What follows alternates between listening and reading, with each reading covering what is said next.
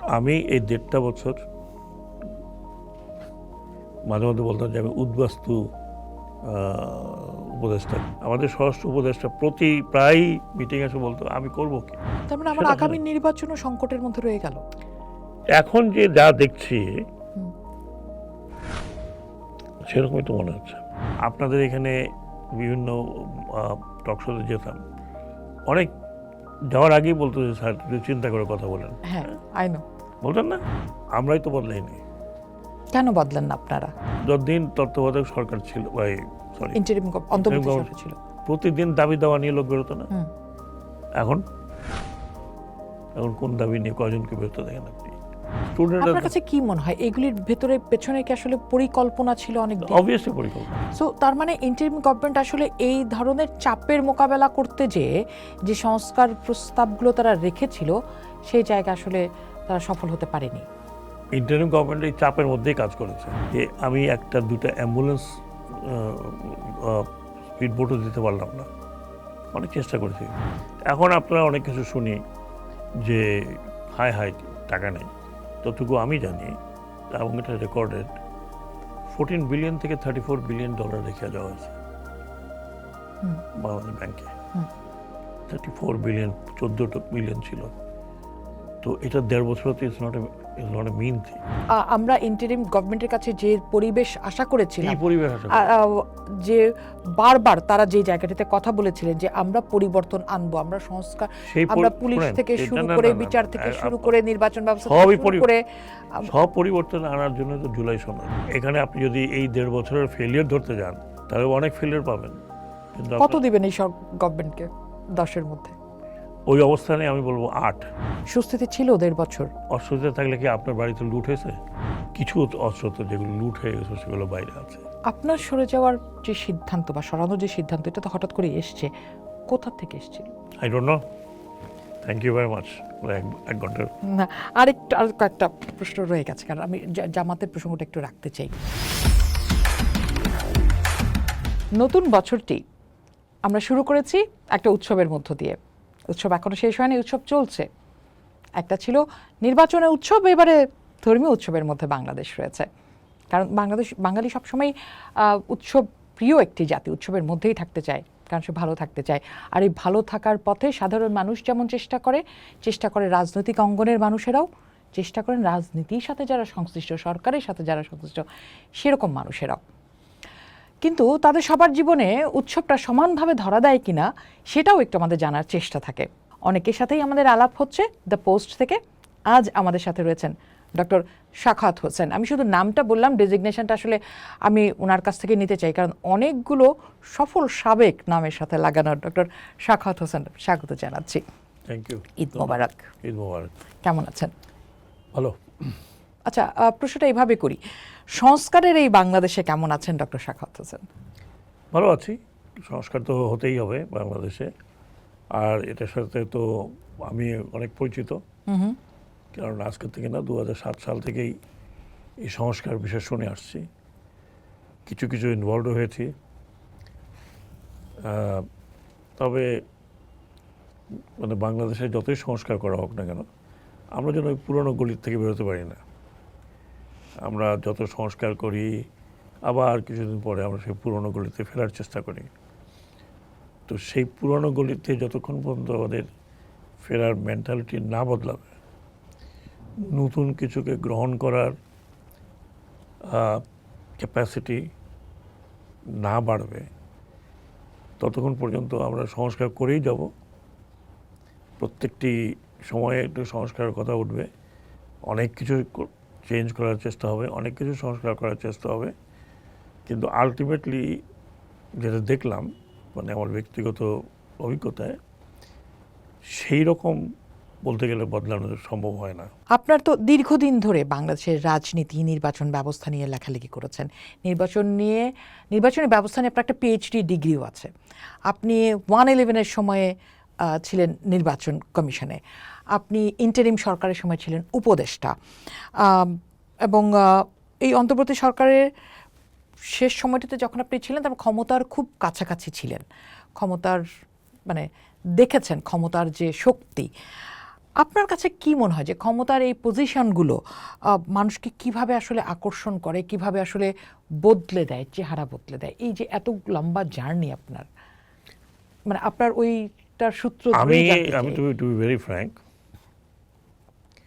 আমি ঠিকই বলেছেন, একবার 5 বছর ছিলাম ইলেকশন কমিশন লিমিটেড একটা জায়গায়, আমি 1.5 বছর ছিলাম ইন্টারিম গভর্নমেন্ট। ইন্টারিম গভর্নমেন্টে। আমি যে ক্ষমতার কিভাবে ব্যবহার করতে হবে, কি করতে হবে না করতে হবে, that I didn't ever consider. কখনোই না, কখনোই না। হ্যাঁ, বলেছি কাজ হয়েছে, বলেছি কাজ হয়েছে, এটাই তো ক্ষমতা, এখন বললে হয়তো হবে না। বাট আমি এই 1.5 বছর মাঝে মধ্যে বলতাম যে আমি উদ্বাস্তু উপদেষ্টা, কারণ 1 মন্ত্রণালয় 2 মন্ত্রণালয় করে 4টা মন্ত্রণালয়, আমি আলটিমেটলি 2টা মন্ত্রণালয়ে বেশি দিন ছিলাম। এই বোথটা মিনিস্ট্রিতে দিয়ে আই ক্যান ক্লেম, শুধু ক্লেম না, আমি ক্লেম করছি এবং মোটামুটি আই ক্যান চ্যালেঞ্জ অলসো, যে গত এই 1.5 বছরে আমি গ্রাউন্ড লেভেলে, আমার যেখানে যেখানে গ্রাউন্ড লেভেলের সাথে যেখানে যেখানে কানেকশন, গ্রাউন্ড লেভেলে আমি যে কাজগুলো করেছি, আমি মাঝে মধ্যে ওখানে গিয়ে জিজ্ঞেস করতাম যে গত 50 বছরে এই কাজটা হলো না কেন। বেসিক জিনিস, বিশেষ করে যে সমস্ত নদীমাতৃক জায়গাগুলো আছে, যে এই সমস্ত জায়গার কথা আপনাকে বললাম, যে আমি 1-2টা অ্যাম্বুলেন্স স্পিড বোটও দিতে পারলাম না, অনেক চেষ্টা করেছি, একজনের কাছ থেকে পেয়েছে, সেটা দিয়েছে, সেটা এখন কীভাবে চালাবে এটাও আমি জানি না। পয়েন্ট ইজ যে আমি গত 1.5 বছর আপনি খোঁজ নিয়ে দেখবেন যে আমি কোনো শুক্র শনির ছুটির দিন I was not in Dhaka, শুধুমাত্র মিটিং টিটিংয়ের জন্য ঢাকা থাকতাম, বাকিটা কিন্তু I use to be all the time moving, north Bengal, Tetulia থেকে শুরু করে একেবারে টেকনাফ পর্যন্ত। কাজেই আমি যেটা এনজয় করেছি, আমি বলবো যেটা আমি খুব ভালো লেগেছে আমার, যে আমি এই কাজগুলো একদম সাধারণ মানুষের জন্য করতে পেরেছি, একদম যারা ডিপ্রাইভড ছিল এতগুলো বছর। চিন্তা করেন যে একটা জায়গায় 40,000 লোক থাকে, আমি নদীর এলাকার কথা বলছি, 40,000 পিপুল লিভিং, হয়তো প্রথম দিকে 40,000 ছিল না, আস্তে আস্তে জনসংখ্যা বেড়েছে, 40,000 লোকের যাতায়াতের ব্যবস্থা নদীপথ। সেই নদীপথে তাদেরকে স্পিড বোটের টাকা খরচ করে, 200-250 টাকা খরচ করে নিয়ারেস্ট জায়গায় দিয়ে বসে থাকতে হতো যে মোটর লঞ্চ কখন আসবে। তারা বাচ্চা কাচ্চা নিয়ে ওখানে বসে থাকতো বাজারের মধ্যে, আসলে হুড়াহুড়ি করে উঠতো। অথচ 40,000 লোক যেখানে থাকে সেখান থেকে ওঠার ব্যবস্থা নেই। তো এটা আমি যেহেতু ওই এলাকার চিন্তাম, আমি ওইখানে প্রথম করলাম, করে দেখলাম যে মানুষের মধ্যে এই যে ডেভেলপমেন্টের কথা বললাম, এই স্মল লিটল ডেভেলপমেন্ট চেঞ্জ দি সিনারিও। এবং আরেকটা জায়গায় আরেকটা সংযোগ করে দিলাম, যেখান থেকে স্কুলের ছেলেমেয়েরা আসে, ওই জায়গাতে নৌকায় নামে, পানির মধ্যে নামতে বাচ্চা কাচ্চা নিয়ে।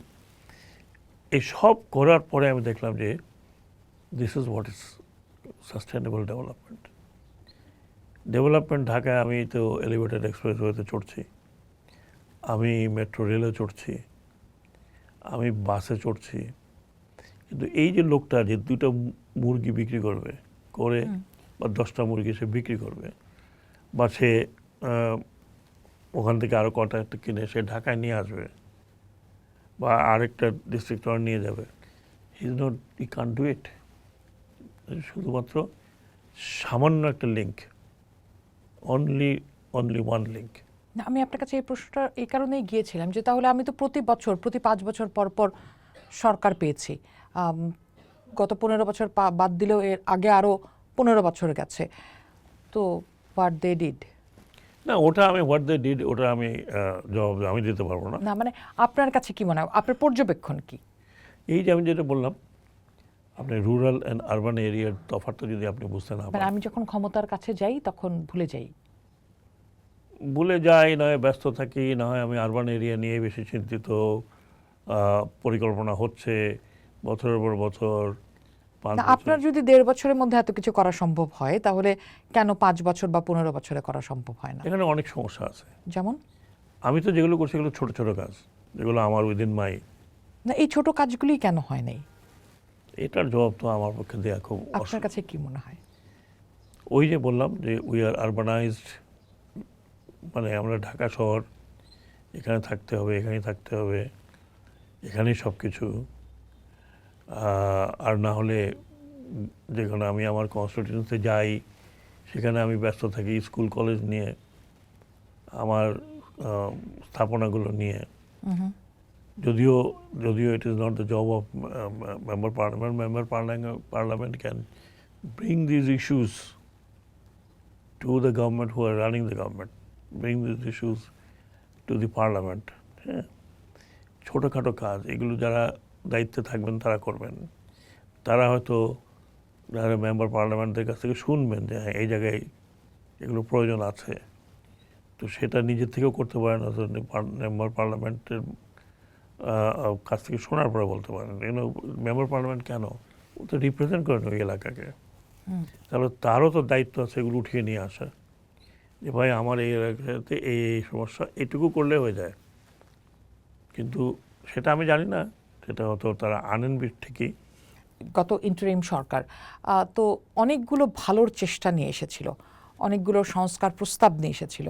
সাধারণ মানুষের, আপনি যে বলছেন নন আরবান বা রুরাল এরিয়া, তো মানুষের মাথার মধ্যে সংস্কার শব্দটা ঢুকে গিয়েছিল, তারা স্বপ্ন দেখতে শুরু করেছিল যে এবার পরিবর্তন আসবে। কেন আসলো না? কি পরিবর্তন হয়নি এটা আমাকে বলেন। আপনি কি শোনেন, একটা কথা বলি আপনাকে, this government could do what they have done the best. কেন আমি বলি আপনাকে, বাংলাদেশে যা হয়েছিল স্বাধীনতা যুদ্ধের পর এরকম ঘটনা ঘটেছিল বলতে পারেন? বাংলাদেশ স্বাধীনতা যুদ্ধ হয়েছে, একটা নতুন দেশ হয়েছে, সেখানে একটা কিছু থাকবে। সেই স্বাধীনতা যুদ্ধের পর কত বছর লেগেছে শুধুমাত্র রাষ্ট্রটাকে রাষ্ট্র হিসাবে একটা গণ্য করতে। আপনি আমরা এর আগে অনেকবার বলেছি যে এই ধরনের সরকার যে পলিটিক্যাল স্পেস দিচ্ছে না কাউকে, ইলেকশন আমরা জানি কীভাবে হচ্ছে, ক্ষমতা ধরে রাখার জন্য 2041 পর্যন্ত এক প্ল্যান, তারপরে কতদিন থাকবে ঠিক না, বাকি পলিটিক্যাল পার্টি ততদিনে থাকবে কি থাকবে না নোবডি নোজ। সেই প্ল্যানে এগুচ্ছিল এবং সমস্ত সোসাইটি, আপনারা নিজেই বলছেন, সব কিছু captured, whole society is captured. আপনি কথা বলতে পারছেন না, আপনাকে মানে হয় গুম হয়ে যাচ্ছেন অথবা শাট আপ করে দিচ্ছে। আমি গত 15 বছর যা লিখেছি, যা বলেছি, আমি এবং আমাদের মতো কয়েকজন, চিন্তা করেন কতখানি চিন্তা করে কতখানি মেজর করে লিখতে হয়েছে। হ্যাঁ, আপনাদের এখানে বিভিন্ন টকশোতে যেতাম, অনেক যাওয়ার আগেই বলতো যে স্যার একটু চিন্তা করে কথা বলেন। মাঝে মধ্যে বলতাম তাহলে ডাকো কেন, ডাকি এই জন্য আপনাকে লোকে শুনতে চায়। তার মধ্যে যতটুকু বলার বলেছি। 71 আপনি নিজেই ছিলেন 71-এ, আপনি দেখেছেন যে আমাকে পারলে সমস্ত কিছু মানে আমি দি অনলি অপোজিশন, যেভাবে এখনও তো রেকর্ডিং আছে এগুলো। তো মানে আমি যেগুলো কথা বলার চেষ্টা করছি সেই ধরনের আমি বারবার, কিন্তু অনেক আমার লেখা এখনও আছে যে এই ধরনের সরকার যখন ফল করে, কারণ ইলেকশন নিয়ে তো চেঞ্জ হবে না, it has to fall, either it will fall within, নিজেদের মধ্যে সে জন্য পড়ে যাবে, অথবা কোনো কারণে পড়ে যাবে। যখন পড়ে যায় তখন সম্পূর্ণ স্টেটকে নিয়ে পড়ে, তখন শুধু গভর্নমেন্টের 300 জন মন্ত্রী আরও এই প্রধানমন্ত্রী তারা পড়ে না, পুরো স্টেট নিয়ে পড়ে। এবং এক্স্যাক্টলি তাই হয়েছে। সোসাইটি থেকে শুরু করে সব, আপনি দেখেন নেতারা পলাতক, যারা ফলোয়ার তারা জানে না কী হয়েছে, গোলাগুলি হয়েছে, 1400 লোক মারা গেছে, তার মধ্যে সবচেয়ে বেশি হলো ইয়াং ছেলেগুলো মারা গেছে, সমস্ত কিছু তছনছ হয়ে গেছে। একটা শাসন ব্যবস্থা সকালবেলা উঠে থেকে নাই, সকালবেলা উঠে দেখলাম 5 তারিখে there is no government। এই অবস্থাতে বাংলাদেশে যা হয়েছে, সেই পৃথিবীতে অন্যান্য জায়গায় এই ধরনের কোলাপসের পরে যা হয়েছে তার ধারে কাছেও হয়নি, তার ধারে কাছেও হয়নি। সমস্ত অ্যাডমিনিস্ট্রেশনে ঢুকে দেখা গেল যে অ্যাডমিনিস্ট্রেশনও ভেঙে পড়েছে। এই কাউকে রাখলেই বলে সে অমুকের লোক, সে অমুকের লোক, সে অমুকের লোক, সে ছিল, সে কুক্ষিগত করে ফেলছে, অ্যাডমিনিস্ট্রেশনকে টোটালি পলিটিসাইজ করে ফেলেছে একদম, মানে টপ টু বটম। এখন তাদের অবস্থা কি আপনি চিন্তা করেন? তাদের ওখান থেকে অনেককে বাদ দেওয়া হয়েছে। হ্যাঁ, তাতে কী হয়েছে, অ্যাডমিনিস্ট্রেশনের ভিতরে যে একটা স্থিত অবস্থা ছিল সেটা ভেঙে গেছে। এভরিবডি ওয়াজ আন্ডার যে কবে না আমি চলে যাই, কবে না আমি চলে যাই, কবে না আমাকে বলে। এখন সব কিছুতে আমরা বলেছি দোসর।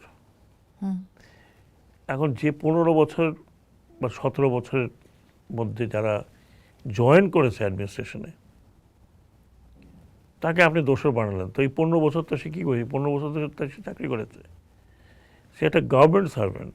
তাকে সরকার, হ্যাঁ, অতি উৎসাহিত কিছু ছিল সেটা ঠিক আছে, কিন্তু আপনি সবাইকে, তাতে কি হয়েছে, অ্যাডমিনিস্ট্রেশনটা তছনছ হয়ে গেছে।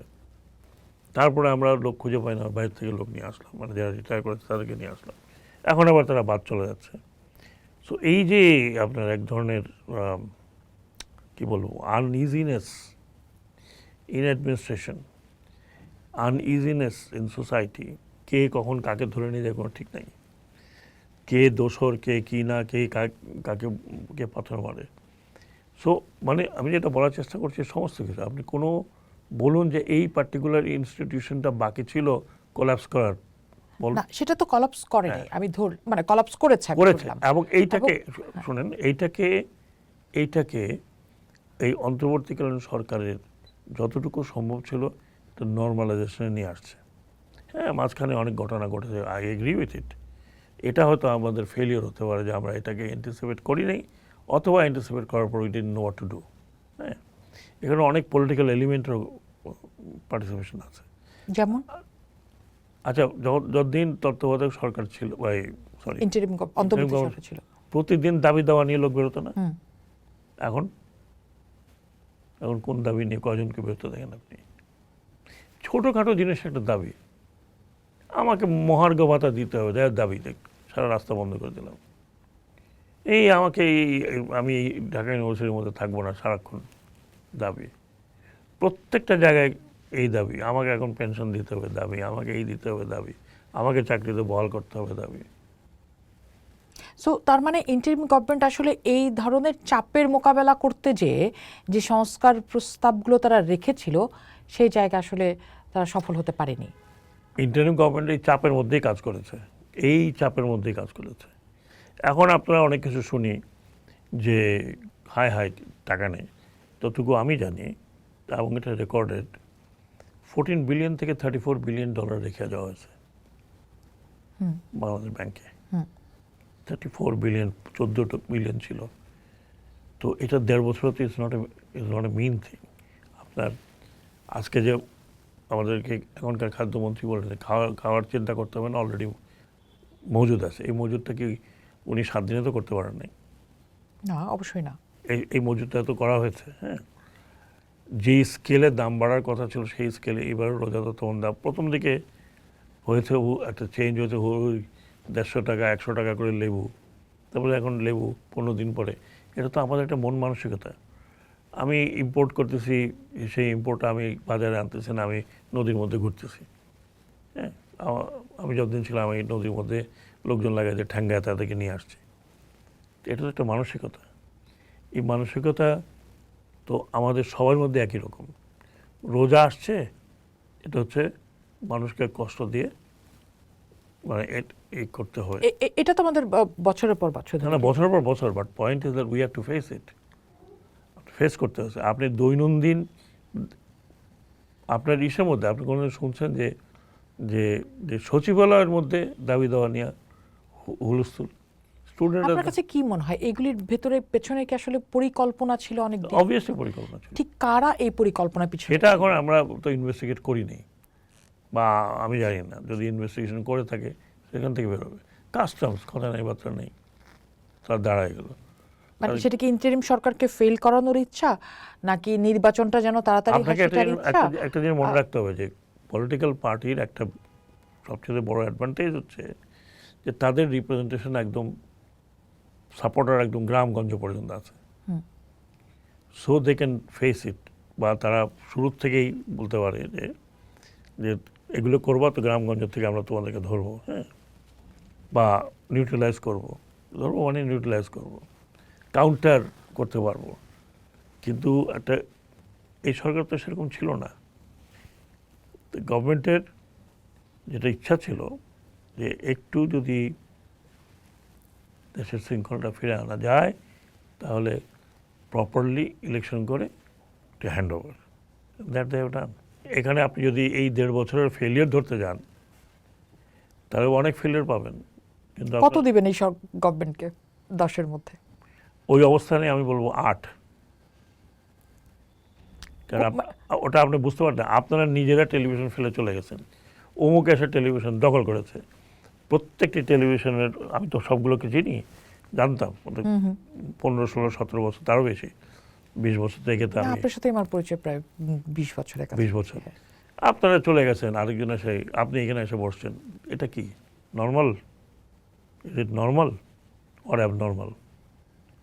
এই অ্যাবনর্মালিটির মধ্যে আপনাকে অন্তত পক্ষে যে বড় ধরনের একটা স্বস্তির জায়গা তো তৈরি করতে পেরেছে।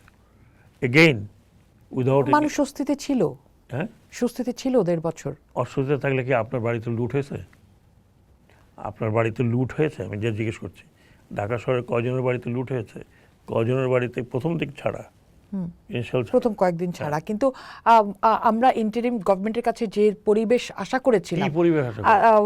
যে বারবার তারা যে জায়গাটিতে কথা বলেছিলেন যে আমরা পরিবর্তন আনবো, আমরা সংস্কার, আমরা পুলিশ থেকে শুরু করে বিচার থেকে শুরু করে নির্বাচন ব্যবস্থা থেকে শুরু করে সব পরিবর্তন আনার জন্য তো জুলাই সনদ। এই পরিবর্তনটা আমরা আমাদের কাছে তো আমরা তো পার্লামেন্টে গিয়ে বলতে পারতাম না যে ভাই আমরা বসছি এখন দাও আমরা সব পরিবর্তন করি। পরিবর্তন আনতে হতো একটা একটা লিগ্যাল ওয়েতে, তাই না? লিগ্যাল ওয়েতে হচ্ছে পার্লামেন্টের থ্রুতে পরিবর্তনগুলো আনতে হবে। পরিবর্তনের জন্য যে সাজেশনটা দেওয়া হয়েছে, যে জুলাই সনদ বাকি সবাই স্বাক্ষর করলেন, ওইখানেই তো পরিবর্তন আছে। আপনি আপনার প্রথম হচ্ছে যদি আপনার মাথা পরিবর্তন না হয়, মাথা যদি পরিবর্তন পরিষ্কার না থাকে, পরিবর্তন না হয়, তাহলে আপনি বাকি পরিবর্তন করবেন কীভাবে? যত মব এই সময়টাতে হলো, মানে মব ভায়োলেন্স বলে শব্দটা একেবারে সাধারণ। এক minute, what could you do? আপনি গুলি মারলে বলতেন একই কথা। হ্যাঁ, মব ভায়োলেন্স, আমাদের এখানে violence has to be how do you tackle them. আমরা যদি এখন দুটা গুলি ছুটতাম, দুজন লোক মারা যেত, তফাৎটা কি ছিল? সো এখন আমি আমাদের স্বরাষ্ট্র উপদেষ্টা প্রায় মিটিং এসে বলতো আমি করবো কি? আমি কাউকে মারতে গেলে দুটো বাড়ি মারলে লোকে বলে যে আগের মতো হয়ে গেছে পুলিশ, গুলি করলে বলে আগের মতো হয়ে গেছে পুলিশ। আপনাকে দেখতে হবে, যেটা বললাম যে একটা স্ট্রাকচার ভেঙে পড়েছে, সেই স্ট্রাকচারে এই লেভেলে মব হয়েছে। আপনি আর কোনো দেশে এই ধরনের হওয়ার পরে মব হয়নি? প্রচণ্ড মব এখনও চলছে। আপনি মিডল ইস্টে দেখেন, ইউরোপে দেখেন, যেসব জায়গায় এই নেমলেস রেভলিউশন বলেন বা উত্থান বলেন, এখানে কোনো নেতা ছিল যে কন্ট্রোল করছিল? কোনো নেতা ছিল না। এখন আপনি বলতে পারেন ডিপ স্টেট ছিল, না লাইট স্টেট ছিল, না উপরের স্টেট ছিল, বাট অ্যাট দ্যাট টাইম কোনো নেতাকে দেখেছেন যে, বা কোনো পলিটিক্যাল পার্টিকে দেখেছেন যা এগিয়ে এসে তারা একটা লিড নিয়েছে? নো। এটা হলো লিডারলেস উত্থান। এই লিডারলেস উত্থানে কন্ট্রোল করা ভেরি ডিফিকাল্ট। আজকে ধরেন একটা সরকার আছে, তার বিরোধী দল আছে, আপনি জানেন হু দ্য লিডার। তারা হয়তো রাস্তাঘাটে একটা বিশাল ধরনের, এই শুক্রবারে একটা দেখলাম যে বিশাল ধরনের র্যালি করেছে, but you know who are দে? কারা তারা? তাদেরকে ট্যাকল করা যেহেতু ডিসকাশনের মাধ্যমে, এর মাধ্যমে, ওর মাধ্যমে, কিন্তু যেখানে কোনো লিডার নাই, লিডারলেস, আপনি কাকে বলবেন? Who is going to do it? পুলিশের অবস্থা দেখেন, আপনি যেই পুলিশ ছিল এতগুলো বছর, সেই পুলিশ এখনো তো আচ্ছা, কেন পুলিশ অসহযোগিতামূলক কাজ মানে অবস্থানে? অসহযোগিতা নয়, police is still demoralised. Police এখনো ডিমোরালাইজড। আপনি পুলিশ যে কাজটা করছে সেটার জন্য তারা তারা অনুতপ্ত একদিক থেকে, যে তাদেরকে দিয়ে যে কাজটা করানো হয়েছে তাদেরকে মানে এটা অনুতপ্ত। কারণ পুলিশ তো এই যে কত কিছু পুলিশকে দিয়ে করানো আছে, মানুষ মরে গেছে তাকে ফেলে দিয়েছে রাস্তা ইত্যাদি। এইগুলো কি আমাদের পুলিশ কখনো চিন্তা করছেন যে আমরা মানে এত বাঙালি করা যায়? কিন্তু করেছে, সে করেছে, তাকে দিয়ে করানো হয়েছে হোয়াট এভার ইট ইজ। এই যে তাকে যে মানে একটা কিলিং মেশিনে তৈরি করা হলো, সেই পুলিশকে যখন আপনি নর্মালি নিয়ে আসবেন এবং চিন্তা ভাবনা যখন করেন যে আমাকে এখন পাবলিকে হেইট করে, আমার ইউনিফর্মকে লোকে পছন্দ করে না, এখনও আপনি দেখেন, এখনও দেখেন যে পুলিশ যদি কোনো কিছু বাধাতে রিয়াকশনটা কী মানুষের। তো সেই জায়গাতে পুলিশ কেন কিভাবে একটা একটা ডিমোরালাইজড একটা সেকশন হঠাৎ করে ফুর্তিতে চলে আসবে? এটা it takes time, it takes leadership. তাহলে পুলিশ রিফর্মের বিষয়টি আপনারা অগ্রাধিকার কেন দিলেন না? পুলিশ রিফর্মের বিষয়ে তো as far I am concern, আমি তো বলেছি, আমার কাছে যতটুকু জিজ্ঞেস করে এগুলো লিখিত দিয়েছে। যারা রিফর্ম কমিটি তৈরি করেছে তারা কি রিফর্ম করেছে, তারা কি ইয়ে দিয়েছে, সেটা তো ওই সময় আমি জানি না। পরে জানলাম যে পুলিশ রিফর্মের কথা কয়েকটা বলা আছে, কিন্তু বেসিক কতগুলো হয়নি সেগুলো আমি এখনও বলি যে তখন হয়নি বলে হবে না এমন কোনো কথা নেই। এখন একটা গভর্নমেন্ট আছে, দে মাস্ট কনসিডার দ্যাট কী রিফর্মটা করতে হবে। যদি পুলিশকে যেরকম প্রধানমন্ত্রী বলেছে আর এটাকে পলিটিক্যাল বাহিনী বানানো যাবে না, তো মুখে বললে তো হবে না, পলিটিক্যাল বাহিনী বানানো যাবে না, তার জন্য কি স্টেপ নিতে হবে সেইটা যেটুকু আছে বাকিটুকু ওনাদের দেখার ব্যাপার। যদি ওনারা চান যে পলিটিক্যাল বাহিনী করবেন না, তাহলে সেই জায়গাতে আপনার আসতে হবে এবং সেই জায়গাতে রিফর্মটা সঠিক জায়গায় রিফর্মটা করতে হবে, আদারওয়াইজ নট পসিবল। আমি যদি আপনাকে, কারণ আপনি সবচেয়ে বেশি আগ্রহী ছিলেন পুলিশ রিফর্মের ক্ষেত্রে, আপনি বারবার এটা নিয়ে কথা বলেছেন, আমি যদি অন্তত এই জায়গাটিতে আপনার কাছে একটা সলিউশন চাই যে এই গভর্নমেন্টের জন্য আপনার, যদি আপনি একটা বার্তাই দিতে চান যে প্রথম 4টি পরিবর্তন একদম বেসিক 4 কোনগুলো হওয়া উচিত? প্রথম পরিবর্তন হচ্ছে যে পুলিশের একটা independent commission must be there, যারা ওভারসি করবে পুলিশের অ্যাডমিনিস্ট্রেশন, পুলিশের প্লেসমেন্ট, যা ইন প্রিন্সিপাল তারা they will not run the police.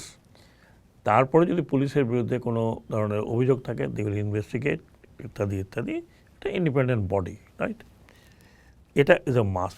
Modern police যদি আপনি করতে যান তাহলে this commission has to be দেয়ার।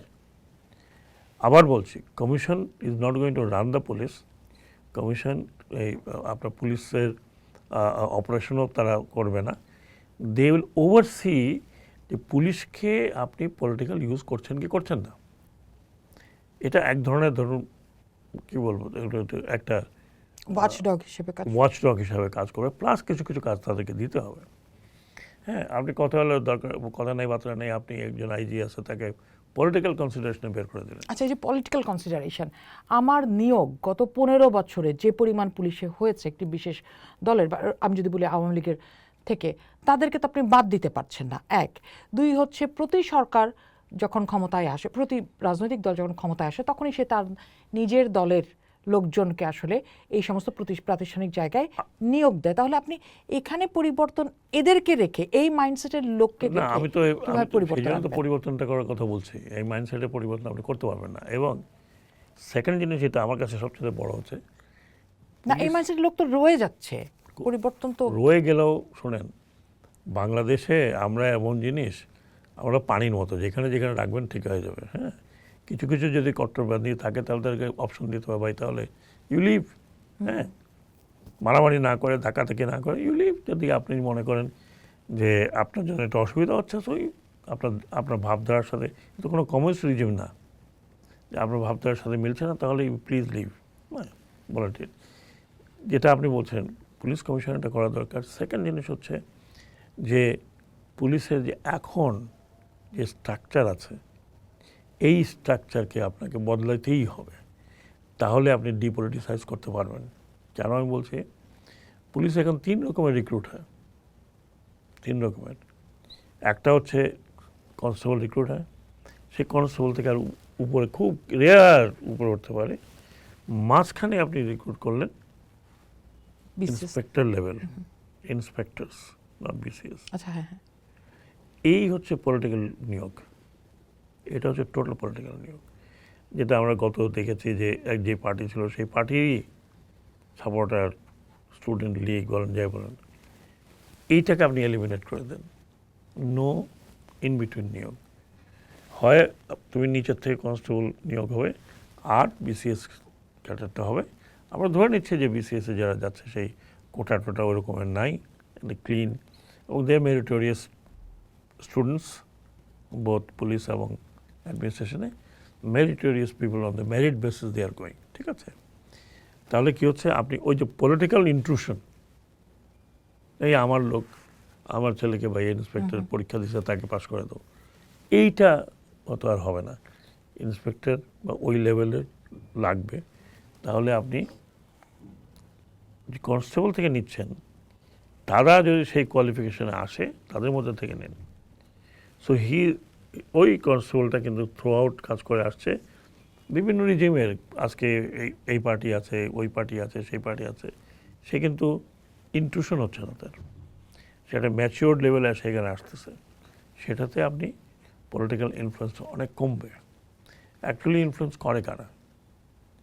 বেশিরভাগই তো ধরেন ওসি যারা আছেন, ইন্সপেক্টর যারা আছেন, তারাই তো মেইন ওয়ার্কার।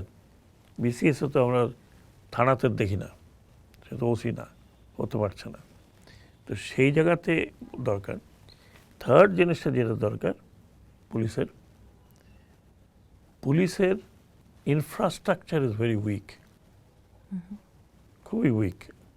সেদিকে ইনফ্রাস্ট্রাকচারটাকে যদি না বাড়ান, তার কমিউনিকেশন সিস্টেমকে যদি না বাড়ান, তার মানে কার্যকারিতার জায়গাটাতে যদি আপনি তাকে সেই ধরনের ফ্যাসিলিটিগুলো না দেন মিনিমাম। যেমন থানাগুলোর অবস্থা দেখেন, ঠিক কোন ফ্যাসিলিটির কথা? থানাগুলোর অবস্থা দেখেন, আপনি রুরাল এরিয়াতে যে থানাগুলো দেখেন কোথায় আছে, থানাগুলো ভাঙাচুরা কিসের মধ্যে আছে, তার ওয়ার্কিং পরিবেশও তো নাই। আপনার তো যেই ওয়ার্কিং পরিবেশ লাগবে তার থানা খুঁজে গেছে বাজারের মধ্যে কোথাও একটা কোনো জায়গায় থানা কিছুটা ইমপ্রুভ হয়েছে, কিছু ইমপ্রুভ হয়নি। তার কমিউনিকেশন নেই, তার কাছে একটা গাড়ি নাই যে চট করে সে কোনো জায়গায় যাবে। তখন কী করে, ওই সিএনজি নিয়ে, তো ওকে যে কমপ্লেন করতে আসে তাকে বলে তুই সিএনজির পয়সা দেয়, আমি যাইতেছি, সে তো নিজের পকেট থেকে দেবে না। মোস্টলি রুরাল এরিয়াতে তাই হয়। তো আপনি যদি এগুলো কমিউনিকেশন এবং পুলিশকে পুলিশের মতো করে না রাখেন, তাহলে পুলিশের মনোবল তো ওরকমই হবে। আপনি পুলিশকে বলেন তুমি ঘুষ খাওয়া না, টাকা নেবা না, তো এখন ও যে টাকা না নেয়, তাহলে ও যে 5 জন পুলিশ নিয়ে আসছে সিএনজি নিয়ে যাবে, ওটা টাকা কে দেয়? ও তখন পুলিশ বলে, এই তুমি কমপ্লেন করতে আসছো, আমি তোমার সাথে যাচ্ছি, সিএনজি নিয়ে আসো। প্র্যাকটিক্যাল, আমি তো কোনো থিওরিটিক্যাল কথা বলছি না, ইজ প্র্যাকটিক্যাল। সো আপনাকে এই কমিউনিকেশনগুলো বাড়াতে হবে। আমি নৌ পুলিশ আছে তার স্পিড বোট নাই, পুলিশ আছে তার গাড়ি নাই, গাড়ি কিনতে গেলে 1 বছর 2 বছর অপেক্ষা করতে হয়, আপনার বিভিন্ন প্রকল্প করতে করতে 2 বছর লাগে। তো 2 বছর লাগে, সেই 2 বছরের গাড়ি আপনি দেশি গাড়ি কিনে নেবেন, প্রোডাকশন নাই। হ্যাঁ, তো এটা তো দেখতে খুব খারাপ লাগে যে পুলিশের একটা পিক আপ দেওয়া হচ্ছে অমুকের সৌজন্যে, অমুক গ্রুপের সৌজন্যে। হ্যাঁ, বাংলাদেশ পুলিশ। তো খারাপ লাগে হচ্ছে যে আমার ফিজিক্যাল ফিটনেস, মানে আমাদের পুলিশের, আমি তো সেটা বাদ দিই, এগুলো ছোটো ছোটো জিনিস, এগুলো ছোটোখাটো জিনিস, সেগুলো তো অন্য কথা। সেটা তো আপনি রিঅর্গানাইজেশন বলেন, রিক্রুটমেন্টের কথা বলেন, ট্রেনিংয়ের কথা বলেন, বহুত কিছু বলা যায়। বেসিক কতগুলো জায়গা যদি ওয়েলফেয়ার অফ পুলিশ, আমি আমার ফ্যামিলি কোথায় আছে না আছে, কি করছে কি খাচ্ছে, আই ডোন্ট নো, এবং সেই জায়গায় চাকরি করে তার ফ্যামিলি থাকার জন্য, তার স্কুলের ছেলেপেলে যাওয়ার জন্য, এগুলো যদি মিনিমাম করেন, আপনি দেখেন পুলিশের এফিসিয়েন্সি কত বাড়ে। একেবারেই। তার মানে হচ্ছে যে আমাদের পুরো প্রশাসনটাকে মানে অন্তত এই ক্ষেত্রে ঢেলে সাজাতে পারলে এটা সম্ভব। হয়তো একদিনে সম্ভব হবে না, 5 বছরে সম্ভব 2 হবে। দিনে সম্ভব হবে না, 5 বছরে কোন স্টার্ট কিছু কিছু করতে পারবেন। It will take time. কত টাইম? 50 না না, 50 বছর আপনি যদি বয়স। আজকে শুরু করেন, এটা ধরেন যে প্রজেক্টগুলো করবেন করতে করতে 2 বছরের মতো লাগবে, তারপর আপনি শুরু করেন, কিছুটা আপনি করতে পারবেন। বেসিক কতগুলো জিনিস তো আপনি এখনই করতে পারবেন, যেটা আমি বললাম যে রিক্রুটমেন্ট পলিসি তৈরি করেন। না, এই যে ধরেন যে কোনো কাজ আমাদের আসলে এখন অনেক এইগুলো কিছু কিছু সংস্কার বিষয়ের মধ্যে ছিল, আছে, সেটাকে আপনি আরো রিফাইন করেন। কারণ এখন তো পার্লামেন্টে যারা আছেন 2/3 তাদের তো ভোট আছে, they can refine any time, বলে না এটা এটা এটা এইভাবে না, পজিটিভলি আমি আরো এই করতে চাই, এটা বলতে এটা এটা এটা এটা অ্যাড করতে চাই। কিন্তু আমাদের তো সবসময় বিভিন্ন দলের দেখা যায় যে যারা যখন ক্ষমতা আসে তারা তখন আগেরটা বাদ দিয়ে নতুন করে পরিকল্পনা করেন, নতুন করে সব এইখানেই তো মুশকিল। আপনি যখন নতুন করে পরিকল্পনা করেন, এই পরিকল্পনা করতে করতে করতে করতে করতে সময় লাগে, 3 বছর শেষ। 3 বছর শেষ। তারপর পরিকল্পনা যখন মাঠে আনবেন তখন দেখা যায় এর মধ্যে নানান ধরনের প্রবলেম। বাই দ্য টাইম আরেক পার্টি আসে, ওইটা বাদ। না, আরেক পার্টি ঢুকার আগে তো আবার আমাদের গত যদি কয়েকটা নির্বাচন ব্যবস্থা দেখি যে অন্য মানে অরাজনৈতিক শক্তি ক্ষমতায় আসেন এবং তাদেরও আবার এক ধরনের ইচ্ছা তৈরি হয়ে যায় লম্বা সময় ক্ষমতায় তা থাকা। আপনি অরাজনৈতিক ক্ষমতা মানে আনছেন কেন, দিচ্ছেন কেন, সুবিধা আপনি করছেন কি? ইজ ইট অরাজনৈতিক ক্ষমতা লাভ দিয়ে আসে, না পলিটিক্যাল কেওস তৈরি করার মধ্যে আসে? কোনটাতে আসে? হাউ? না, এই জায়গাটা আমি আসবো আপনার কাছে, নির্বাচন ব্যবস্থার যে না না, ত্রুটি। এই জায়গাটার কথা বলছেন। আমি বললাম যে আপনি যে আমাকে একটা প্রশ্ন করলেন, এই প্রশ্নের তো উত্তর আপনার কাছেই আছে, এই প্রশ্ন উত্তর আপনার কাছেই আছে। হ্যাঁ, এখন একটা তত্ত্বাবধায়ক সরকার হচ্ছে কারণ নোবডি বিলিভস এনিওয়ান। এই যে আমরা বললাম এত সুন্দর ইলেকশন হয়েছে, কোনো লোক মানুষ মারামারি হয় নাই, কেউ হয় নাই, কাটাকাটি হয় না, লোক পিপল হ্যাভ গন ভোটেড। হ্যাঁ, যেটা আমরা সংজ্ঞায় বলি, ভাই ভোট দিতে পারছে উইদাউট এনি হ্যাসেল, সে ভোট দিয়ে চলে আসছে। কেন কাউকে বলে না তুই আমাকে ভোট দিবি, না দিলে বাড়িতে বাইরে যাবে না। বাট হোয়াট হ্যাজ হ্যাপেন্ড, এখন যা দেখতেছি শুনছি, যদি এগুলো সত্য হয় আমি জানি না, কোর্টে গেলে কোর্টে যদি যায়, কোর্ট যদি বিচার বিবেচনা করে বলে তাহলেও, কিন্তু অ্যাকুইজিশন তো হচ্ছে। এই আপনার ইউটিউব, এটা তো হওয়ার কথা ছিল না, কারণ এটা তো হওয়ার কথা ছিল না। এই আপনাদের কিন্তু সময় তো নির্বাচন ইলেকশনটা ব্যবস্থাকে যদি সংস্কার ওভারঅল, করার একটা আমি যদি ওভারঅল ইলেকশনের কথা বলি, লোকে তো কেউ কমপ্লেন করে না, ভাই আমি যাইতে গেছি আমাকে দিতে দেয় নাই, ঘাট ধাক্কা দিয়ে বাইর করে দিছে, মারি দিছে, পিটা দিছে, এগুলো তো করে নাই, না। এগুলো তো করে নাই। সো এখন যেগুলো দেখছি ওদের সত্যি মিথ্যা আমি বলতে পারবো না, আনলেস কোর্ট যদি কোর্টে যায়, কোর্ট যদি করে। নির্বাচন ব্যবস্থাটা নিয়েই প্রশ্ন আমার, মানে স্বাধীনতার পরের আমরা যদি দেখি যে 4টা ছাড়া বাকি প্রত্যেকবারই নির্বাচন ব্যবস্থা নিয়ে প্রশ্ন। এই মৌলিক পরিবর্তনটা কেন আনা যাচ্ছে না? কেন আপনারা এই জায়গাটায় কাজ করা সম্ভব হলো না? আপনারাও গত 1.5 বছর এই জায়গায় কাজ করার উদ্যোগ নিলেন।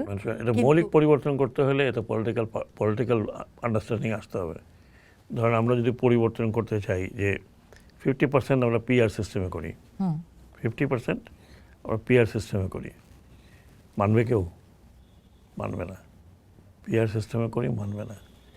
এই জায়গাতে পলিটিক্যাল আন্ডারস্ট্যান্ডিং যদি না হয় যে ঠিক আছে উই অ্যাকসেপ্ট টু চেঞ্জ 50% পিআরে করি, অন্তত 100% না করলেও ট্রাই করে দেখি 50%। এখন তো ফার্স্ট দ্য পোস্ট, কোনো রকম গলা ধাক্কা দিয়ে কেউ 10টা ভোট পাইলে সে জিতে গেল, পিআরে আসেন, সেটা তো আমরা অনেক আলোচনা হয়েছে। এমনকি আমার মনে আছে আমরা যখন আরপিওতেও কোনো এক জায়গায় লেখা আছে যে পিআর সিস্টেম করতে হলে আরও আলোচনা করতে হবে এবং কনস্টিটিউশনটাকে একটু পরিবর্তন করতে হবে। তার মানে আমার আগামী নির্বাচনও সংকটের মধ্যে রয়ে গেল। এখন যে যা দেখছি সেরকমই তো মনে হচ্ছে এখন যা দেখছি। এখন আমি জানি না অপোজিশন যারা আছে তারা কোর্টে গিয়েছে, বললো কোর্টে গেলে কি হয় সে দেখলে বোঝা যাবে যে অ্যাকুইজিশনগুলো ঠিক কি ঠিক না। এখন এই ফেসবুক ইউটিউব দেখে তো কিছু বোঝা যায় না। কিন্তু আপনার কাছে কি মনে হয়, যেহেতু আপনি ক্ষমতায় ছিলেন, আপনারা ক্ষমতায় ছিলেন, ক্ষমতার কাছাকাছি ছিলেন, অনেক তথ্য উপাত্ত আপনার কাছে আছে, কোনোভাবে কি মনে হয় যে এই নির্বাচনটা আসলে কম্প্রোমাইজ ছিল? No idea. ইঞ্জিনিয়ারিং ছিল? I have no idea. একজন সরকারে থাকা মানুষের তো সরকারে থাকলে আপনি মনে করবেন গভর্নমেন্টটা এতটুকু না, 3 জনের গভর্নমেন্ট না, 3 জনের গভর্নমেন্ট না। এখানে 45 to, if I am not wrong, 45 থেকে 50টা মন্ত্রণালয়। সবাই সমান না, অনেক মন্ত্রণালয় খুব খুব হ্যাভি মন্ত্রণালয়। হ্যাঁ, সবগুলো হ্যাভি না। কাজে আমি আমার কাজ ছাড়া আমি আরেকজনের কাজ খুঁজে বেড়াবো, সে কী করতেছে, কোথায় বসে কী বলতেছে, তো not as long as this are not brought in the open. আর এগুলো কি ওপেনে হয়? এগুলো তো ওপেনে হয় না। এগুলোকে সবাইকে মিলে বসে এই অমুককে আমরা ক্ষমতা দেখতে চাই, অমুককে দেখবো না, হয়? কোথাও হয়েছে পৃথিবীতে? যে যে যে 27 ক্যাবিনেটের কাজ কি ছিল 27 তাহলে? সেটা আমি জানি না, সেটা you to find out, you find out. Kitchen ক্যাবিনেটে সাধারণত কি ধরনের মানসিকতার সেটাও ইউ টু ফাইন্ড আউট। না আপনার সহকর্মী কেমন ছিল আপনি তো নিশ্চয়ই আমার সব সহকর্মীরা আমার সাথে যখন আমরা বসতাম তখন তো ওপেন আলোচনাই হতো। বাকি সহকর্মীরা কে কোথায় কী করেছে আই ক্যানট গেস। বাট যেটা আপনি বললেন, সব সময় সব দেশে সব জায়গায় থাকে, এটা তো কোনো নেগেটিভ কোনো কিছু না। হ্যাঁ, সবাই তো আর এক এক বিষয়ে মন্ত্রণা দিতে পারে না। হ্যাঁ, এখানেও তাই। ইচ্ছাটা ছিল তাদের। That I don't no. তাহলে এখন যারা যারা কথা বলছে দুই একজনকে নিয়ে তো হচ্ছে, ওনাদেরকে ডাকান, ওদেরকে জিজ্ঞেস করেন। আই ক্যান টেল যে কার কী ইচ্ছা ছিল। আমার ইচ্ছা ছিল আমার কাজটা করে আসি, যাতে এতটুকুর মধ্যে অ্যাটলিস্ট 100% না হলেও 10% লোক আমাকে মনে করুক যে আমি তাদের জন্য এই কাজটা করেছি। And I was happy with that and I was in that. এখনও আমি খুব প্রাউডলি বলি that I have done some work for very neglected people, একদম নেগলেক্টেড এরিয়া। এটা আমি আমার সারা জীবনের অর্জন মনে করি, সারা জীবন মনে রাখবো। আচ্ছা, এই যে ধরেন যে আপনি একটা কিছু মানুষের জন্য কাজ করে আপনার ভীষণ রকমের তৃপ্তি কাজ করছে, কিন্তু একদম প্রথম যে নিয়োগ আপনার ছিল সেটা ছিল স্বরাষ্ট্র মন্ত্রণালয়ের মতো আপনার ভাষায় অত্যন্ত গুরুত্বপূর্ণ মন্ত্রণালয় বা ভারী মন্ত্রণালয়ে ছিল। সেই জায়গা থেকে হঠাৎ করে আপনাকে সরিয়ে দেওয়া হলো বা সরে যেতে হলো। আচ্ছা, আমার এটা খুব ব্যক্তিগতভাবে জানার ইচ্ছা যে এটাকে আমরা সাধারণ মানুষ আমজনতা যেরকম করে যে one fine morning I just know যে আমি এখানে নাই, সেরকম ঘটেছিল না, আপনি আসলে একটু আগে জানতে পেরেছিলেন বা আভাস পেয়েছিলেন? এক্সপেক্ট করি নাই। হঠাৎ এরকম একটা আমি কিছু একটা বলবো, এটা নিয়ে এত তুল কালাম, আমার কথা হয়তো অনেকে শুনেছে, অনেকে শুনেও নেই। আপনার সরে যাওয়ার যে সিদ্ধান্ত বা সরানোর যে সিদ্ধান্ত, এটা তো হঠাৎ করে এসছে, কোথা থেকে এসেছিল? I don't know. Thank you very much. এক ঘন্টার না, আর কয়েকটা প্রশ্ন রয়ে গেছে, কারণ আমি জামাতের প্রসঙ্গটা একটু রাখতে চাই।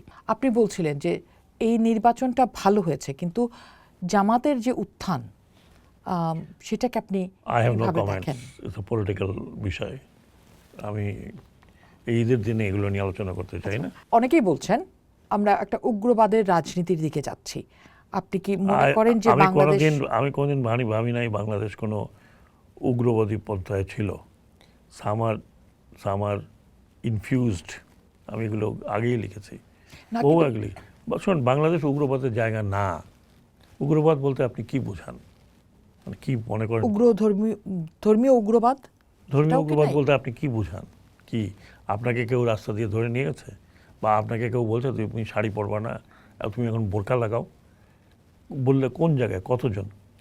এই যে উগ্রবাদের কথাটা বলে আমরা নিজেদেরকে আমরা একটা দেশকে একদম একটা মানে চিত্রিত করছি যে ধর্ম মানে কি উগ্রবাদ, আর মুসলিম কান্ট্রি দুনিয়াতে নাই। হ্যাঁ, তো কেন আমরা নিজেদের চিহ্নিত করছি উগ্রবাদ? একটা এত বড় একটা 18 কোটি লোকের দেশ বা 16 কোটি লোকের দেশই বলি, 16 কোটি লোক, এতটুকু জায়গা, ভেরিয়াস প্রফেশন আছে।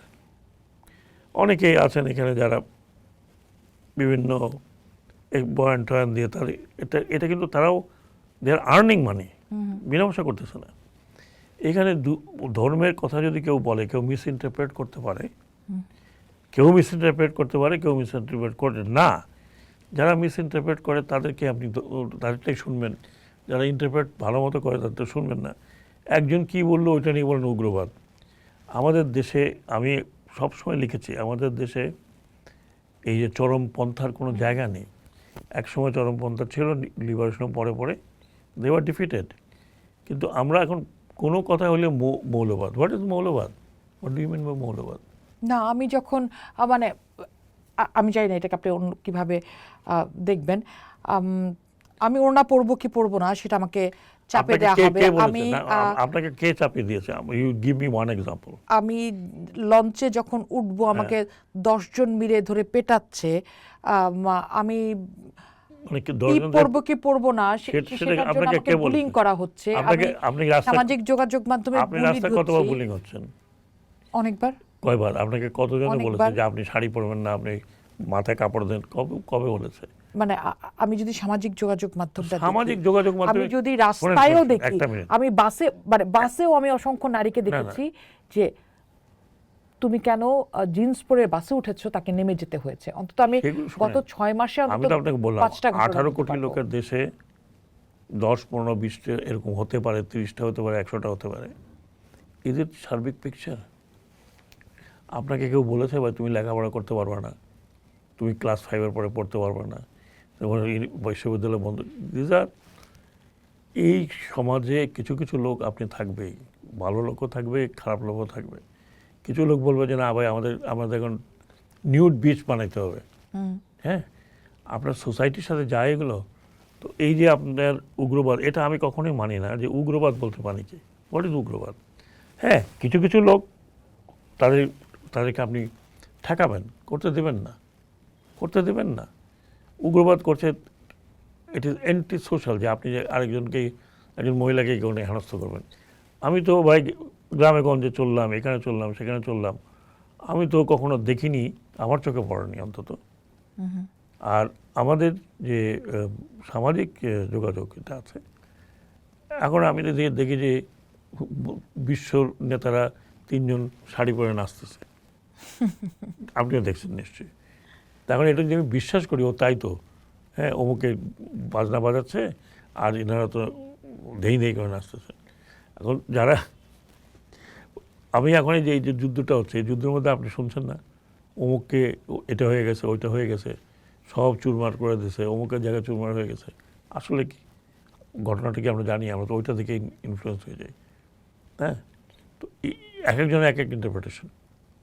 তো এইগুলো তো আপনি একটা সমাজে হবে, কিন্তু তাই বলে যে আমি প্রচার করে বেড়াবো আমার দেশ উগ্রবাদে ভর্তি, হ্যাঁ, কোনো ফায়দা লোটার জন্য, বা আমি লিখছি বলে আমি বিশাল করে লিখলাম, বা আমি বক্তৃতা দিতে বললাম, উই আর ডিভাইডিং সোসাইটি। আমরা যে উগ্রবাদ বলতে যাদের বোঝান, we are giving lot of importance. হায় এরা যেন কী করে ফেলবে, হায় ওরা যেন কী করে ফেলবে। তার মানে হচ্ছে ইগনোর। আপনি কি মনে করেন যে আপনি খ্রিস্টান সোসাইটিতে নাই? আপনি আমেরিকাতে মরমেন বলে কতগুলো লোক আছে না? তারা তো গাড়িও চালায় না, তারা তো কিছুই করে না। তাকে কি আপনি ইগনোর ইট? এত বড় সোসাইটিতে আছে ভাই, আছে, ঠিক আছে, তুমি তোমার মতো থাকো। তার মানে আপনি একটা আশার, মানে আমরা সারাক্ষণ যারা একটা আতঙ্কে ভুগছি, সেখানে আতঙ্কে ভুগছেন বলেই তো আপনাকে আতঙ্ক দিচ্ছে। আপনি যত ভয় পাবেন আপনাকে আমি আরো ভয় দেখাবো। সামনের বাংলাদেশ কেমন দেখতে পাচ্ছেন? সামনের নতুন রাজনৈতিক দল, মানে পুরনো রাজনৈতিক দল, নতুন আমি মনে করি আমাদের সবসময় ভবিষ্যৎ আছে। কেন আছে? ইটস নট রাজনৈতিক দল, সরি, ইটস দ্য পিপল। বাংলাদেশের যতখানি উন্নতি হয়েছে ইটস দ্য পিপল। আমি তো মাঝে মাঝে দেখি যে এই লোকটা কঠোর পরিশ্রম করে সে একটা কোম্পানি তৈরি করেছে, সেই কোম্পানির প্রোডাক্ট বিদেশে যাচ্ছে। এই যে গার্মেন্টসে কারা করেছে এটা সরকার বলে নাই যে ভাই তুই গার্মেন্ট দে। সে করেছে, সে লোন নিয়েছে, সে আজকে লোনের কারণে সে অন্তত চালাতে পারছে না, বা চালাতে পারছে, যারা ভালো করছে। এটা ডেভেলপমেন্টটা তো হয়েছে সরকার কতখানি করেছে, পাবলিক কতখানি করেছে।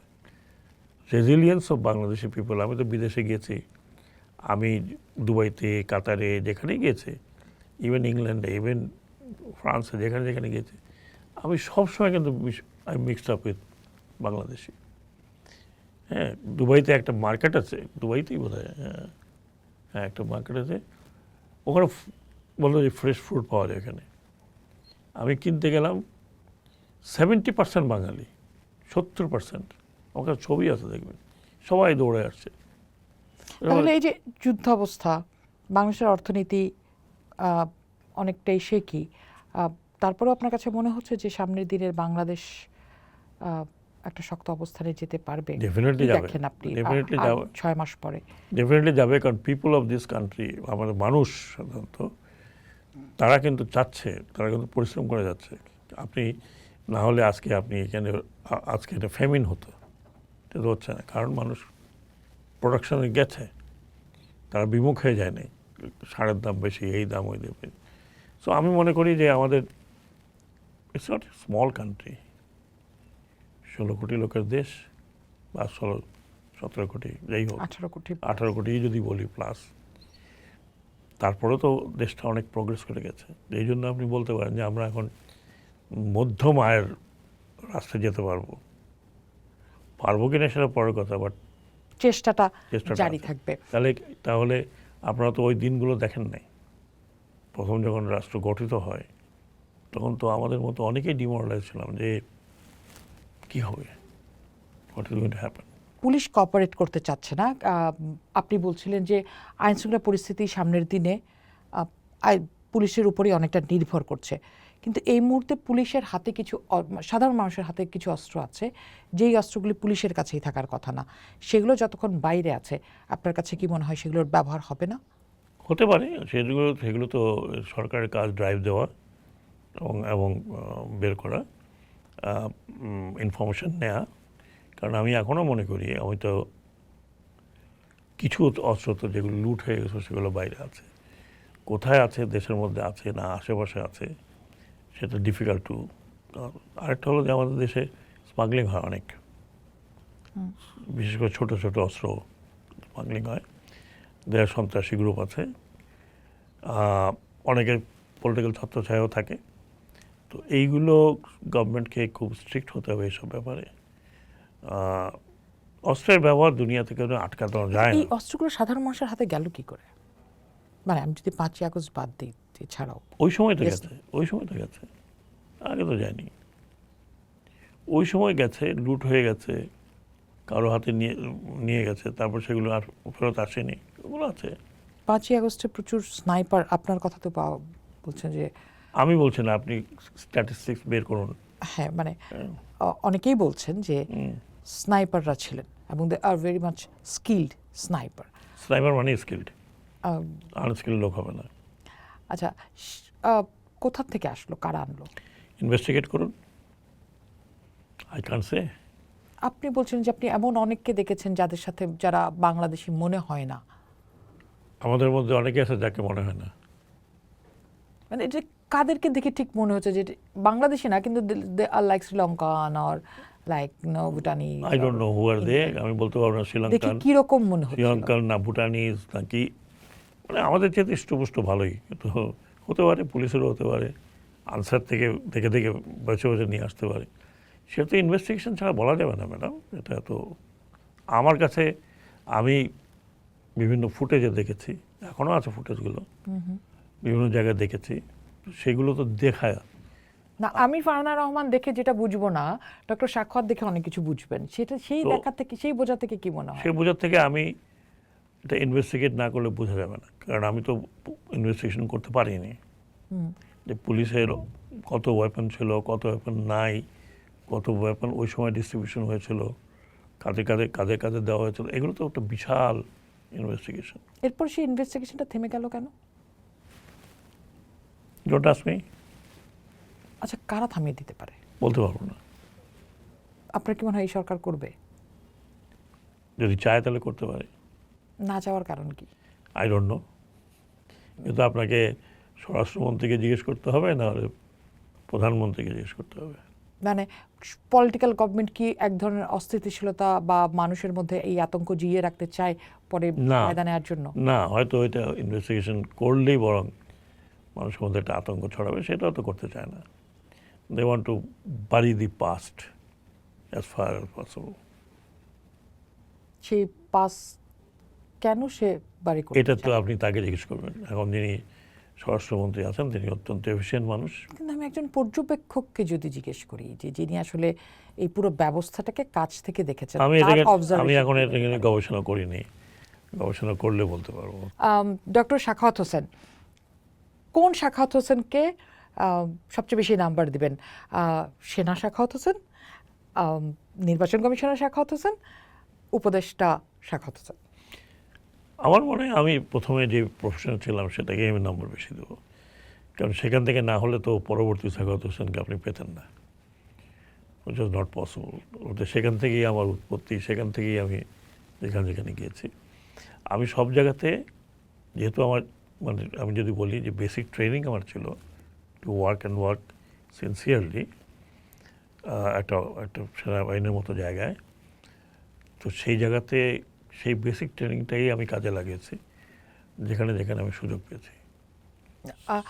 কোন জায়গায় যদি আবার সুযোগ পান আপনি কাজ করতে চান, আবার আপনার যদি মনে হয় যে ওই সময়টায় যে ওই যে আমরা বলি না যে এই সময়টা যদি ফেরত যাওয়া যেত?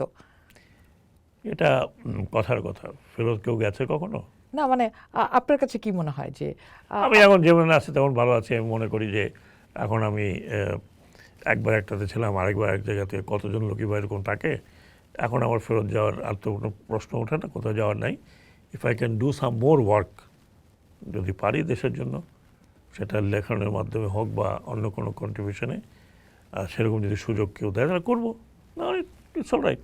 কোন পারফরমেন্স আপনাকে বেশি, মানে কোন জায়গার পারফরমেন্স আপনাকে বেশি হ্যাপি করেছিল? নির্বাচন কমিশন, ইন্টারিম গভর্নমেন্ট? নির্বাচন কমিশন একরকম।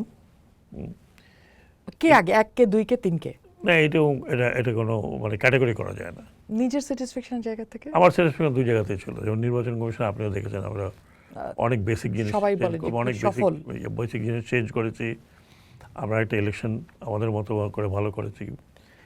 আর এখানে যখন ছিলাম, এখানে সুযোগ পেয়েছি, এটা বললাম যে রুরাল এরিয়াতে আমি কিছু কাজ করতে পেরেছি। আমার যে মন্ত্রণালয় ছিল, they everybody work very hard, everybody gave it with me. So দুইটা দুই রকম অনুভূতি, দুই জায়গায় দুই রকম অনুভূতি। তো যেহেতু পরে একদম জনগণের সাথে ছিলাম, নির্বাচন কমিশনে একটু দূরত্ব ছিল, এটা যেহেতু রিসেন্ট, কাজে এখানেই মনে হয় যে এইখানে আরও কিছু কাজ করা যেত। আমার যে চিন্তা ভাবনা বা আমার যে কনসেপ্ট যেটাকে বলি, সেই কনসেপ্টগুলোকে তত আমি আরও করতে পারতাম। বাট এই অল্প সময়ের মধ্যে it's not difficult, it's difficult. সামনে আবার সুযোগ চান মানুষের জন্য কাজ করার? আমি তো মানুষের জন্য এমনিও কাজ করেছি, বলেন, গত 15-17 বছরে করিনি। হ্যাঁ, সেটা লেখালেখা বলছেন। করেছি। না, এই যে এরকম একেবারে মানুষের কাছে যে যে আমি একটা ব্রিজ করে দিলাম, সেটা আমি ডিপেন্ড করবে, এটা আমি এখন বলতে পারবো না। আমি কখনো কোনো প্ল্যান করিনি যে আচ্ছা এটা প্ল্যান করছি, কালকে এখানে যাব, পরশু এখানে যাব। এটা আপনি ট্রাস্ট করুন, I never planned, it just came. কিন্তু মাঝে মধ্যে চিন্তা করে কেন আসছে, যখন আসছে তখন আমি সেই সুযোগটা, সেই জায়গাটার সদ্ব্যবহার করার চেষ্টা করছি, এইটুকুই। ডক্টর সাখাওয়াত, সামনের 2 বছরের মধ্যে কি করতে চান সামনের 2 বছর? লেখালেখি করবো, বই পড়বো, এবং কোনো আমি একটা ইউনিভার্সিটিতে ছিলাম, যদি তাদের মনে হয় প্রয়োজন আছে তাহলে সেখানে ফিরে যাব। যদি এখন মাত্র সময় আসছে, এবং সো নো রিটায়ারমেন্ট? মানুষ রিটায়ার করে after death, as long as brain is working positively. এবং আমরা রিটায়ারমেন্টের কথা চিন্তা করি এদেশে, কিন্তু বাইরে দেখছেন আপনি খেয়াল করেছেন যে ফর্মালি হয়তো কোনো অর্গানাইজেশন থেকে রিটায়ার করে, but then they contribute so long, এবং ওই কন্ট্রিবিউশনটা হলো মেইন কন্ট্রিবিউশন। অনেক ধন্যবাদ থ্যাংক ইউ। চমৎকার আলোচনার জন্য, এবং এরকমই থাকেন। এবং আপনাদের দর্শককে এবং সকলকে ঈদের শুভেচ্ছা। আমার জন্য দোয়া করবেন, for good or for bad, যতটুকু আমি পেরেছি। আই ওয়ার্ক ভেরি সিনসিয়ারলি, না, মানুষের ভরসার জায়গা ছিলেন, এইটা আমি বলতে পারি। মানে আমার সাংবাদিকতা জীবনে আমি দেখেছি যে সব সরকারের সময় আপনি ভোকাল ছিলেন, সত্যি কথাটা বলতে দমেননি। আমার অভিজ্ঞতা অন্তত তাই বলে। মানে মাঝে মধ্যে এটার জন্য একটু একটু একটু চাপ পড়তে হয়েছে।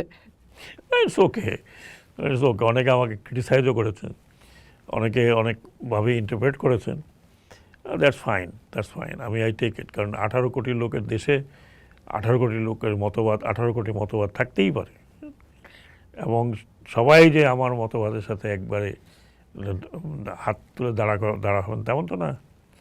So I do take, even কেউ যদি আমাকে দুটো খারাপ কথা বলে, I take it very seriously. Must be there something wrong with me. But আবার আমি শেষে বলে যাই, এ পর্যন্ত আমার লাইফে আই ট্রাইড এভরিথিং সিনসিয়ারলি, এবং যতদূর পেরেছি আমি সবাইকে স্যাটিসফাই করা খুব ডিফিকাল্ট। অনেকে আমার কাছে অনেক তদবির নিয়ে আসছে, কাজ নিয়ে আসছে, আমাকে একটু ব্লাটারলি বলতে হলো, ভাই এটা করা যাবে না, নট অ্যাজ পার রুল। আপনি অ্যাজ পার রুল আসেন, দেন যদি আপনার প্রতি অন্যায় হয়, I will definitely look into ইট। তো আমি হয়তো অনেকের কাছে বিরাগ ভাজন হয়েছে এইসব কারণে, অনেক সময় সত্যি কথা বলেছে, সেজন্য বিরাগ ভাজন হয়েছে। বাট এটাকে আমি আমার ফেলিয়ার মনে করেন, সাকসেস মনে করেন, that's what I am. I can't change. একেবারেই। অনেক ধন্যবাদ সময় দেওয়ার জন্য, ভালো থাকবেন। দর্শক আপনাদেরকেও ধন্যবাদ লম্বা এই আলাপ শোনার জন্য। কিন্তু আমার ধারণা আমরা অনেক কিছুই জানতে পেরেছি, একটু ভেতরের ডক্টর সাখাওয়াত হোসেনকে চেনা গেছে। পরের পর্বে নিশ্চয়ই নতুন আরও একজনের সাথে দেখা হবে। পোস্ট দেখুন, ভাবুন, করুন, পোস্টের সাথেই থাকুন।